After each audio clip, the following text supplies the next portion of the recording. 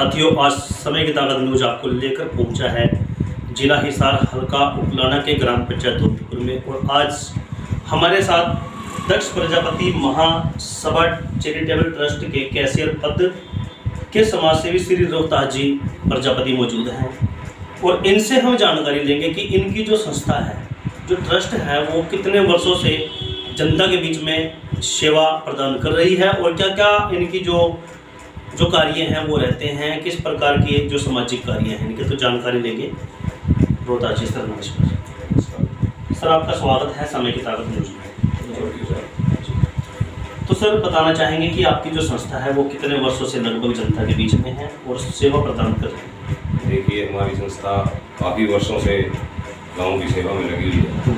तो ये जो हमारा ट्रस्ट है, ये 2 साल से करीब हमने बनवाया है अभी, और इसके तहत हम गांव के सामाजिक कार्य, जितने भी बच्चों की पढ़ाई के बारे में है, कोई और गांव में समस्या आती है, आपस में गरीब परिवारों का किसी झगड़े को निपटारा करवाना है, वो इसके तहत हम घर बैठ के ही करवाते हैं, ना कि थाने तहसील वगैरह नहीं जाते। दक्ष प्रजापति ट्रस्ट के कुल कितने सदस्य हैं? और जैसे भी आपने बताया है कि 2 वर्षों से जनता के बीच में आप जुड़े हुए हैं जनता के बीच में, तो सर कितनी जनता आपसे जुड़ी हुई है?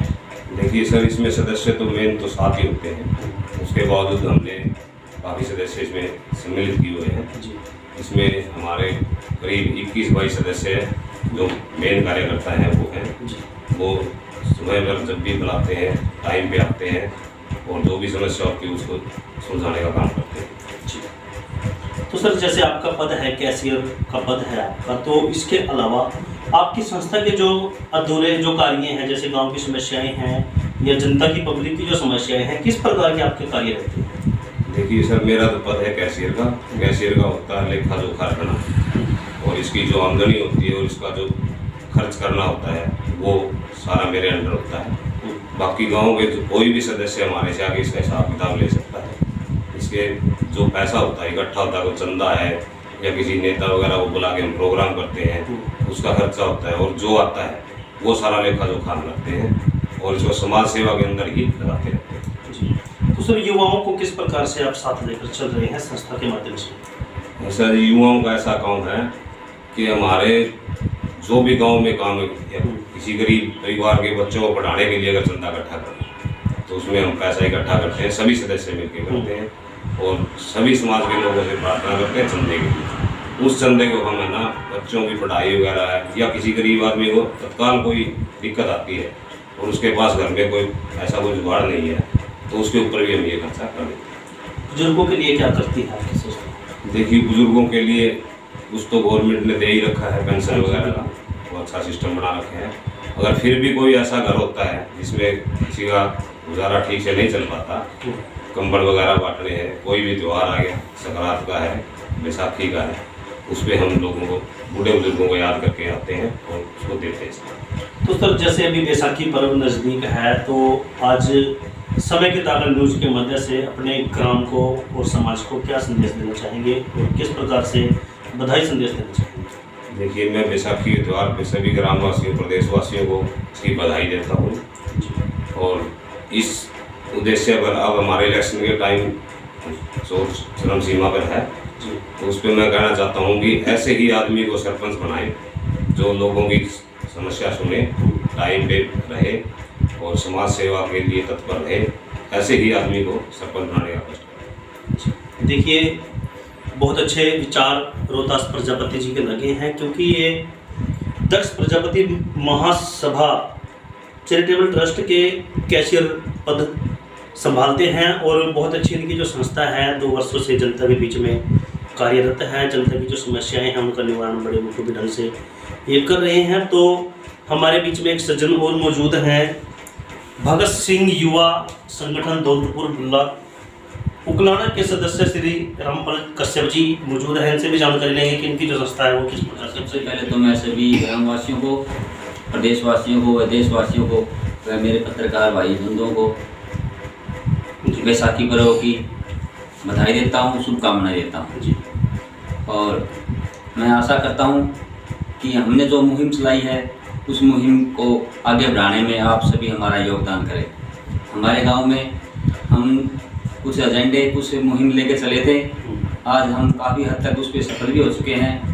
हमारा पहला लक्ष्य था शिक्षा और खेल। हमारे गांव में हमारी बेटियों को सिर्फ स्कूल के सिवाय कहीं भी जाने की इजाज़त नहीं होती थी। मैंने एक लड़की की शुरुआत की थी जो ग्राउंड चलवाया, जिसमें भगत सिंह युवा संगठन के नेतृत्व में शहीद भगत सिंह खेल अकेडमी का नेतृत्व में अकेडमी चलाई। उस अकेडमी तहत आज कम से कम 100-150 बच्चे प्रैक्टिस करते हैं। वहाँ पे लड़कियों की भी इतनी बढ़िया प्रैक्टिस, इतनी तैयारी हो चुकी है कि हमारी 7-8 लड़कियाँ स्टेट लेवल पे पोजीशन हासिल करती है। तो अब की बार आर्मी में भी हमारे 2 बच्चे सिलेक्ट हुए हैं। तो हमारा मकसद ये है कि आने वाली युवा पीढ़ी को नशे से दूर करके खेलों से जोड़े, शिक्षा से जोड़े। और हमारा संगठन इस मामले में बहुत बेहतर तरीके से काम कर रहे हैं। अब कुछ दिन पहले हमने नशे के खिलाफ जागरूकता रैली निकाली है, जिसका बहुत बढ़िया रिजल्ट देखने को मिला। काफ़ी बच्चों ने नशे के उसको अलविदा कह के ग्राउंड ज्वाइन किया। दूसरी बात, शिक्षा लेवल पे, क्योंकि एक गरीब बच्चे के पास शिक्षा के सिवाय और खेल के सिवाय कोई ऑप्शन नहीं होता ऊपर उठने का। मगर शिक्षा का जरिया क्या है, शिक्षा कितनी महंगी है, शिक्षा कठिन कितनी है, उसके लिए हमारा संगठन काम कर रहे हैं।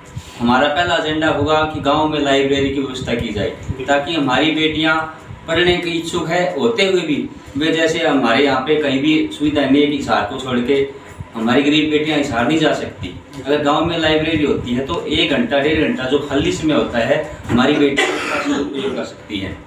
तो हमारा पहला एजेंडा यही रहेगा। दूसरी बात, हमारे स्कूल में +2 तक का स्कूल है, लेकिन यहाँ पे कॉमर्स साइड और मेडिकल नॉन मेडिकल साइड नहीं है। इस मामले में आज तक किसी ने कोई गौर भी नहीं की। हमारे संगठन ने इस मामले में बड़ी गौर की हुई है। घर घर जाके बच्चों को समझा रहे हैं कि आप प्राइवेट स्कूलों की बजाय सरकारी स्कूलों में जाएं, यहाँ पे पढ़ाई भी अच्छी हो रही है और फीस की व्यवस्था भी बहुत ही कम है। तो बच्चों को प्रेरित किया जा रहा है और बच्चे इसका फ़ायदा भी उठा रहे हैं। फिर दूसरी बात, हमारे संगठन ने अब की बार कुछ डिसीजन लिए हैं। आने वाले टाइम में हमारे गांव में जो समाज सेवा काम अधूरे पड़े हैं उनको पंचायत के द्वारा पूरे किए जाने होते हैं। तो पंचायत की भूमिका कैसी होनी होती है, तो इस भूमिका को अदा करने वाला हमारा कैंडिडेट कैसा हो, इस बारे में हम बहुत सोच समझ के फैसला लेंगे। हमारे संगठन के सारे कार्यकर्ता और देखेंगे जो ये हमारी मुहिम है, इन मुहिमों में कौन सा कैंडिडेट, कौन सा उम्मीदवार खरा उतरता है, कौन सा योगदान देगा, हम उसी कैंडिडेट को हमारा नेतृत्व सौंपने का काम करेंगे। और मैं फिर आशा करता हूँ कि हमारा संगठन और पूरा गाँव वासी इस मुहिम को आगे बढ़ाने में हमारा योगदान करें। तो सर, कितने वर्षों से आपका जो संगठन है जनता के बीच में है और कितने लगभग युवा साथी जुड़े हुए? सर, 3-4 साल से हमारा संगठन चला हुआ है। इसमें करीब 100 से भी ऊपर ज़्यादा कार्यकर्ता मौजूद है जी। और हर कार्यकर्ता को कभी भी कोई जिम्मेवारी सौंप दी जाती है, वो बड़ी महत्वपूर्ण तरीके से अपनी जिम्मेवारी निभाता है जी।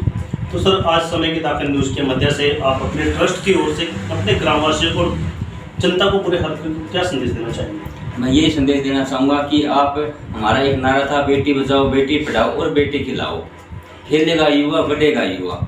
आप अपनी बहन बेटियों को, अपने बच्चों को नशे से दूर निकालिए, शिक्षा से जोड़िए, खेल से जोड़िए, तभी हमारी गांव की तरक्की होगी, देश की तरक्की होगी। जी, धन्यवाद सर। देखिए, बहुत ही अच्छे विचार रामपाल जी कश्यप जी ने दिए हैं और इनकी जो संस्था है भगत सिंह युवा संगठन दौलतपुर ब्लॉक उपलाना के ये सदस्य हैं संस्था के रामपाल कश्यप जी। इनके बहुत अच्छे विचार हैं और जो इन्होंने जो मुहिम लागू की हुई है कि युवाओं को आगे लेकर आना है, बेटियों को आगे लेकर आना है, ताकि अपने ग्राम का और अपने समाज का नाम रोशन हो, पूरे हरियाणा का नाम रोशन हो। खेलों के प्रति ये जागरूकता इन्होंने जो अभियान चलाया हुआ है, बहुत अच्छी इनकी मुहिम है। हमारी भी आशा है कि रामपाल जी की संस्था से जुड़े रहें और जो इनके पदाधिकारी है वो भी भरपूर तरीके से अपना जो कार्य, निरंतर कार्य है वो करते रहें। तो बने रहे समय की ताकत न्यूज़ के साथ। फिर मुलाकात होगी नए चेहरे के साथ। धन्यवाद सर। हमारी आशा रहेगी कि आपके संदेश को हम जन जन तक पहुँचाएं। Thank you sir, very thank you. Ji.